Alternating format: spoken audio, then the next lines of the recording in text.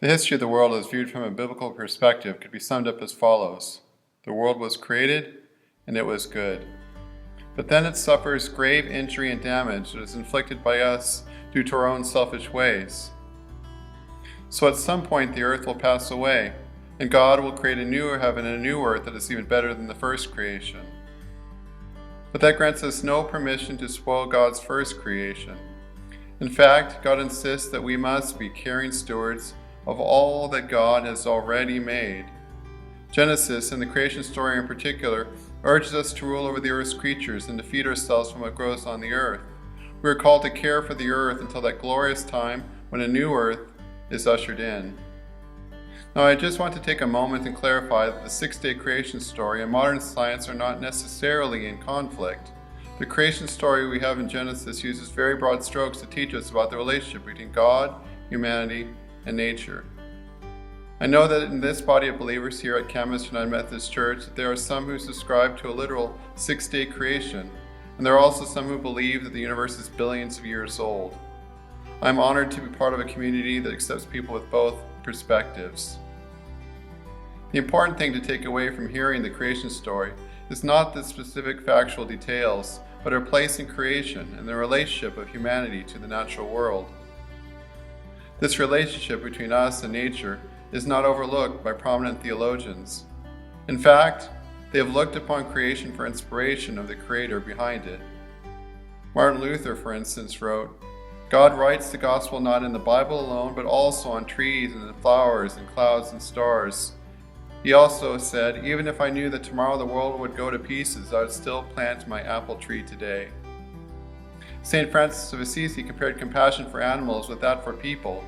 "If you have men who will exclude any of God's creatures from the shelter of compassion and pity," he writes, "you'll have men who will deal likewise with their fellow man." John Calvin, a Presbyterian founder, wrote, "There is not one little blade of grass, there is no color in this world that is not intended to make men rejoice." Our own John Wesley also spoke about the environment, but in a manner relating to societal health and social justice. Indeed, early Methodists addressed environmental concerns such as open sewers and impure water, unplanned cities, and smoke-filled air. In response to squalor and filth in the mines and mills, Methodists advocated for a wider knowledge of concepts of basic health. And the substantial decline in the rate of death in England from 1700 to 1800 can be traced to this work, historians say. That work continues around the globe today. Christians today are not only exercising good stewardship at home, but abroad. They believe good earth stewardship is itself a mission field. There are still some who believe that mission should be limited to declaring the good news, and they should declare the glorious news of Christ's salvation. But environmental work can also be a legitimately worthwhile effort, because the world needs saving, because humanity depends on it. So if you feel called to serve in a housing shelter, or to educate people about the dangers of lead poisoning, or to do conservation work, or you want to knock on doors with a petition for the environment, these are all mission fields where we need Christians to serve with deep love and passion. Speaking of Christians who serve, I have a guest who will examine the intersection of faith and environment. I hope you stay tuned.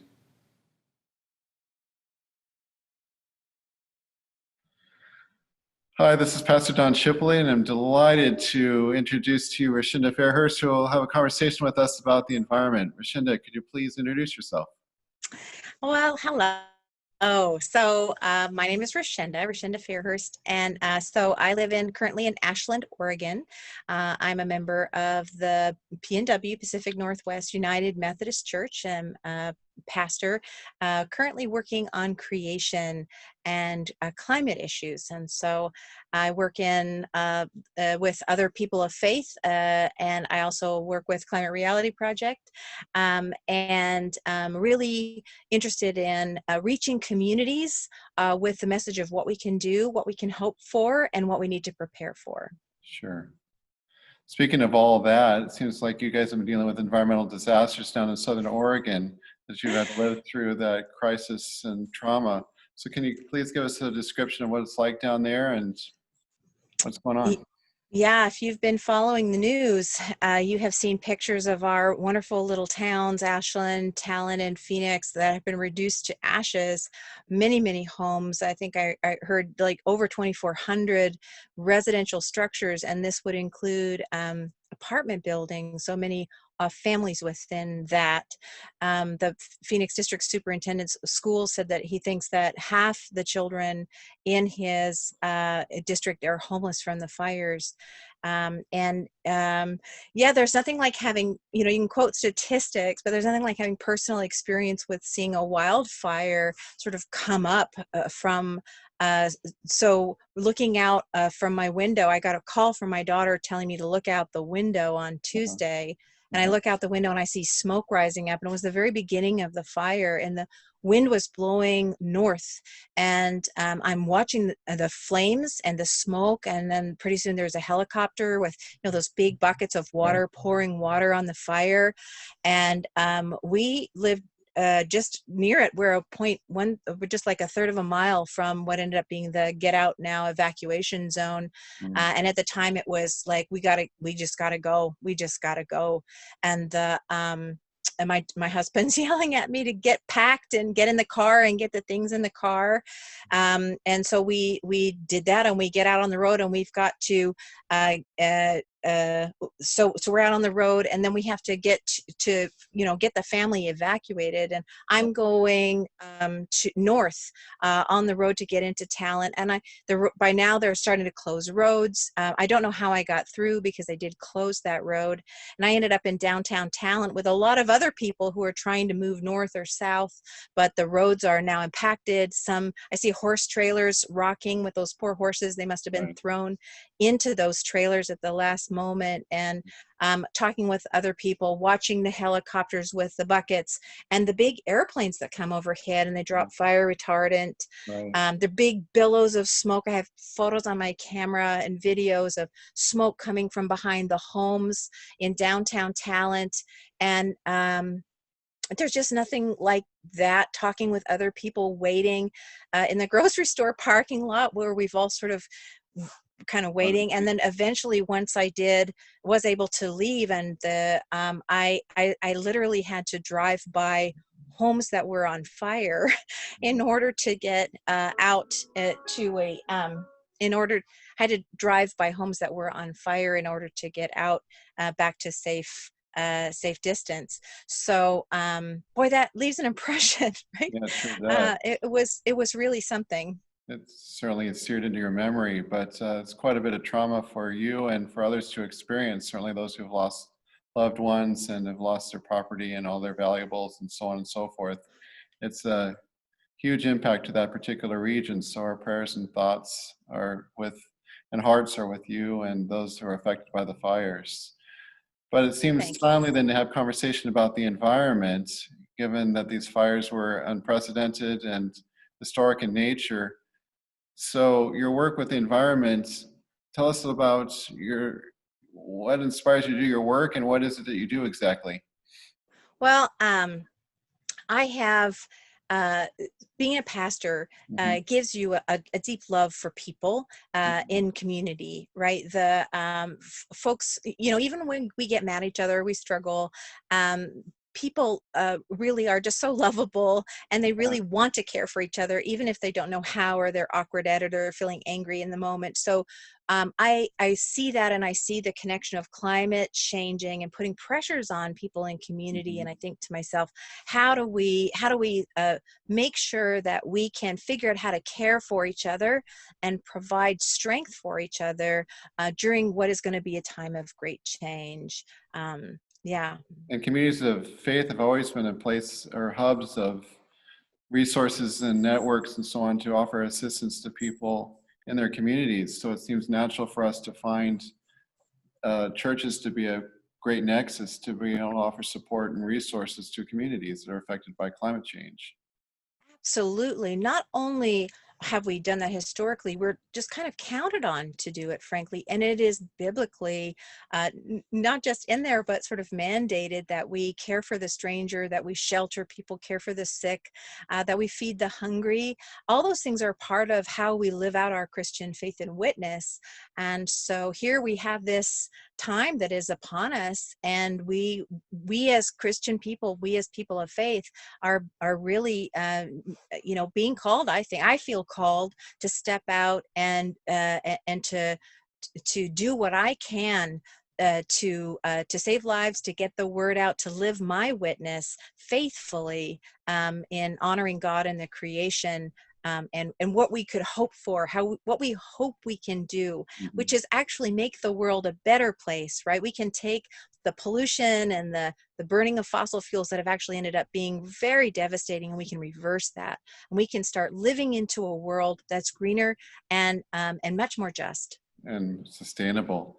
So the scope and scale of things are tremendous. We can see globally the effects of climate change, the disasters, the floods, the hurricanes, and so on and so forth. What can a local church do? What kind of impact can a local church have on a community? Well, the big stressors for the next decade. So we have, first of all, we have to bring our greenhouse gas emissions down by half. The globe kind of has to do this by 2030. And we have to do that in order to stave off the worst of what would be a destabilization of our planet's climate system, right? So we have to do that. And we're simultaneously going to be experiencing some of that destabilization, which means droughts and floods and storms, right?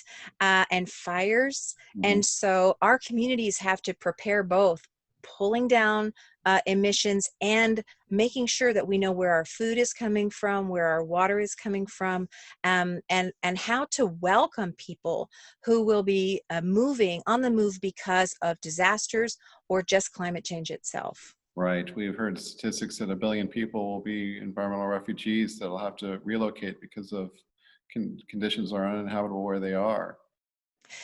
We're already seeing that, actually, like in the dry areas of Latin America, Honduras, El Salvador. People that come north are actually seeking a place where they can live and grow food.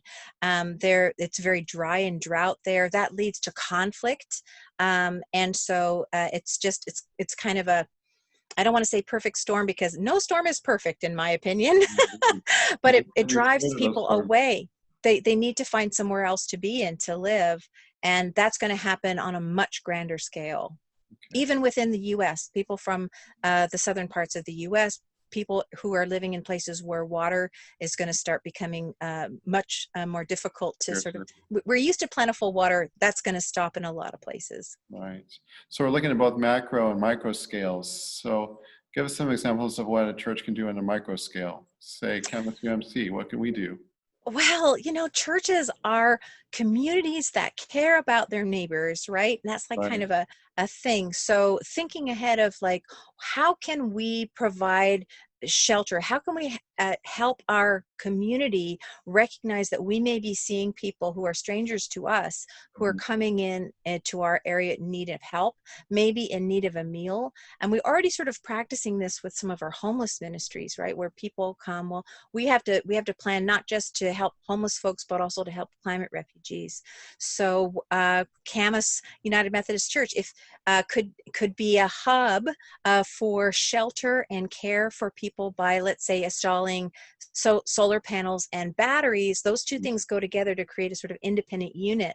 So even if the power goes out, even if there's a big storm, electricity can still be generated. People can still charge their phones and refrigerate their medicines, and it becomes this hub of welcome and shelter right there in Camas. So it's really, in part, just an expression of hospitality, that God's house incorporates everybody everywhere, and that it incorporates the environment as well, that all the creatures are part of this. We all occupy the same earth. We all dwell in the same place. And therefore, we need to be mindful of the needs of people here and far away, and find ways to find legitimate, genuine ways of showing and expressing hospitality to people everywhere. Is that what you're kind of getting at? So. Yes, Absolutely. And to stop thinking of ourselves as sort of separate from everything, right? We're sort of taught to have these little kingdoms with 3 bedrooms and 2 baths. Right. And that's an illusion. We even our sacrifices, like in the biblical Hebrew Bible, our sacrifices were animals, right? We can't even sacrifice to God without plants or animals. So what are we doing if we try to destroy those things? That's a really bad idea. That's how we show our love and appreciation for the abundance of God, the abundance of the harvest, and the beautiful creation that God has made. So our way of honoring God is to honor that creation, honor each other, and provide shelter. We're also human. We're going to be afraid. We're not going to be sure about what our neighbors are up to. We might Right. be concerned that we don't have enough to eat ourselves, or maybe we don't know if there'll be enough water. And so I think we just really have to start planning now to take a look at where those things are. Where's the water? Where's the food? So that we can plan ahead and make sure there's enough. So that when people come into our communities from fires or from droughts, we know how to help them get back on their feet. We can shelter them for the period of transition that they need. And we can literally save lives that way. And that's kind of part of the business of the church. When we are really being faithful, we are showing up for that work. Yeah. So I appreciate the efforts on a local scale and so on. What can we do on a larger scale to deal with some of the corporate or political decisions that are made that have an impact, a direct impact to our environments, to our climate? What can we do there? So we are. This is the emissions problem, where we've been burning fossil fuels, and we haven't really repented of doing that. Turned to do something else, Mhm. and we just have to do that. We actually have to reduce our emissions by half by 2030.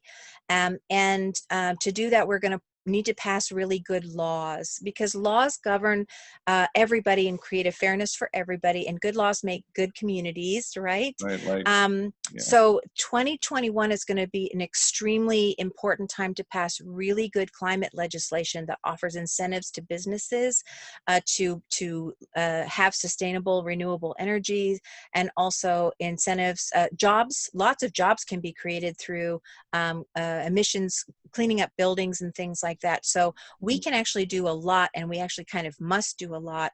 And people of faith can back those things, not because it's political, but because it's how we're going to be able to love our neighbor, care for our neighbor, provide that kind of shelters. We're going to need these systems to help us do that, because this is going to be a sort of a national crisis. We're going to have to respond to it as a crisis. sure. So being involved in those laws in some way, letting your leaders know, helps them know how to help. We need support to be able to provide shelter, letting people know that. We need incentives to be able to put clean energy together, solar panels in our communities. That support then you can get that support more easily from your legislators and your leaders. That sounds good. I appreciate your positivity and enthusiasm. What would you tell a person who's a bit cynical and skeptical, wondering if they can do any good at all? What would you tell those people? Well, first of all, skepticism can sometimes come from a desire not to feel really sad. I mean, That's when true. when you start hearing about the scale of what we're facing, that we might have 1 billion climate refugees, right? That's a really frightening thing, that we might lose half of our species. Right. Like, immediately there's a real sadness that comes upon us. I mean, God made a garden of this earth, a garden. We're literally messing up the garden that God made. And so to be able to just cry about that and feel sad about that is really important. Well, it's And not, the Bible offers us the lamentations after all, so we can certainly lament about our present circumstance to a degree. yes, and that's important because it can help you move into a time of action. So you get sad, and then you say, what can I do now? So, Right. like, take the look at our local area. So we've just had this terrible burn come through, and there's no minimizing the pain and the destruction of it. Right. At the same time, if you drive through what roads are open, you will see all these restaurants and churches and areas that are offering donations, free meals, supplies, collecting. Like, I just dropped off diapers and wipes, and Mhm. this is what our communities are great at. So we're kind of great at messing things up, but we're also really great at responding, right, when it's Right. time to help each other. And it is time to help each other. And God's not done with us. Remember, God promised Abraham as many generations as there are sand granules, in the seashore, Yeah. sand in the seashore, stars in the sky. We are not done. God is not done with us. We are not done with God. There are still so many more generations to come, and it is on us to do this repentance turn. So we got kind of a hard shift, right? Our job got a little hard. That's okay, because God is with us. We can do this, and we can actually leave a much better world for the generations to come than we actually inherited ourselves. And what a blessing to get to do that, to get to stand before the Lord and say, I contributed to making something better. I helped do that work. I stepped up for that work. I cried a lot first, but I stepped up for that work. I think that there's power in that. There's power of witness in that, Christian witness and Christian spirit in that. Sure. The key part, I think, is for us to respond now, not delay and dither for the next disaster, but make preparations now, because we can anticipate that there'll be disasters in the future. And if we aren't prepared, we won't be ready for them. Is there some truth to that? Yes, we're already looking at multi events. So we have poverty, some of which and immigration have been informed by climate, right? It's harder to make a living when your systems are getting stressed. If you have to leave your land because you can't make a living there, then we have migration. Then you have cities encroaching into the wilderness. You have pandemics, and you have the warming climates, right? So it all kind of, then you get hurricanes and fires in the same month. Right. So these are things are compounding. And what we can't do is we can't spend our children's resources. So we can't use all the water to feed people today. We have to save some of that water for our children to use to feed themselves later. So we have to figure out how to live with what we have today and lay the groundwork for making things better tomorrow. And it will be a challenge, but we can absolutely do it paying attention to food, water, shelter, energy, and justice, righteousness, right? Just righteousness. That's the same word. Being good to each other, being fair to each other, and making sure that people have what they need. What it sounds like is that we just have to get back to the basics again, where there's certain essentials that are necessary for life, and that we have to manage those better to ensure that those who are presently living here are adequately provided for, but those in future generations will also be abundantly supplied. Is that right? Yes, I mean, we tend to, the Bible reminds us constantly to tend to the poor and the vulnerable. And it's because it's easy to forget when you're, in the midst of your prime, that there are people that aren't enjoying as much ability as you have. You can just move, or you can't. Folks who are poor, vulnerable, don't have those same options. And so we are called to provide for that. So if folks that, let's say in Honduras or El Salvador, who aren't able to feed their families because of drought, that they have not contributed to making the kind of emissions that they're suffering the consequences of. And so we've kind of sort of impoverished those groups, and we have to think about how we can repent, turn from that, and actually be part of the solution again. So There's certainly a lot of biblical examples of this sort of thing, like the gleaners who could take the grain from the edges of the fields to the bread and fish that were given to make sure that people are fed. So there's certainly a lot of examples of this. What scripture inspires you in your work? What passage in particular? Well, of course, I love the scriptures of the garden and God's love of creation. But I recently had a friend here. Let me grab the paper that I wrote it down. Barak Gale, who is a Jewish gentleman, that friend of mine, and he quoted Isaiah in the most beautiful way. So I kind of wrote it down. So this is what he shared. Adonai creates the heavens, the one, God, the creator, fashioning the earth and makes her, preparing her. God did not create her to be chaos, but fashioned her for dwelling. Mhm. And this beautiful idea of God fashioning the earth, and the whole, the desire of God is this tremendous gift, this Yeah. beautiful creation that sort of emerges. And it's not for chaos and smokestacks and being mad at each other or dividing each other. It's so that we can dwell on the earth, live together on the earth, um, and understand that that means trees and animals and plants and wind and rain and all these things that makes life rich and beautiful, and that we are to keep it, to tend it, to take charge of it and care of it. And we need to do that. That's our love. God loves us because God so loved us, right? What is the response to being so loved by God? Is to return that love. Mhm. And that garden, that dwelling, having God dwell with us. Wow, right? If that isn't an expression of love, I don't know what would be. Well, So that's the opportunity through all what is hard to hold on to that expression of love and care for our neighbor, food, shelter, water, energy, just righteousness, be good to each other, be kind to each other, and figure out how to provide for each other at the community level. Strong communities. Churches have always been at the center of strong communities. indeed. I I think that we'll part with that, the whole idea that God does the fashioning, but it also reminds us of the beauty that God fashions things. And the world is indeed a bit of a tumultuous and chaotic place, but imagine if we could refashion the world into what God wants us to be, a community of faith and love and hope and encouragement and hospitality and charity and all the rest of it. And we have the capacity to refashion the world. Uh, if we as Christians, pick up the task and, go forth and do these sort of things. So I appreciate your inspirational message. Yeah, it's not just capacity too. We have the capacity because we are being called to obedience. So God is actually calling for us to do something. God is going to equip us for that task. So we can be faithful to that. Take our light out from underneath that bushel and raise it high.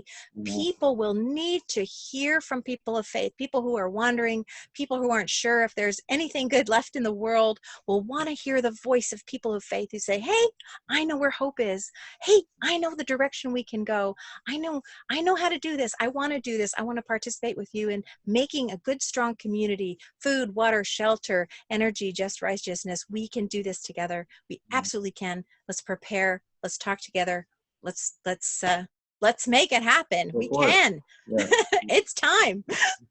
Well, thank you very much for your inspiration. I hope that you've inspired our viewers, and thank you very much for taking the time and talking about clearly an area of passion of yours. Thank you so much. All right. Thank God you. bless Thank you. you so much. Thanks.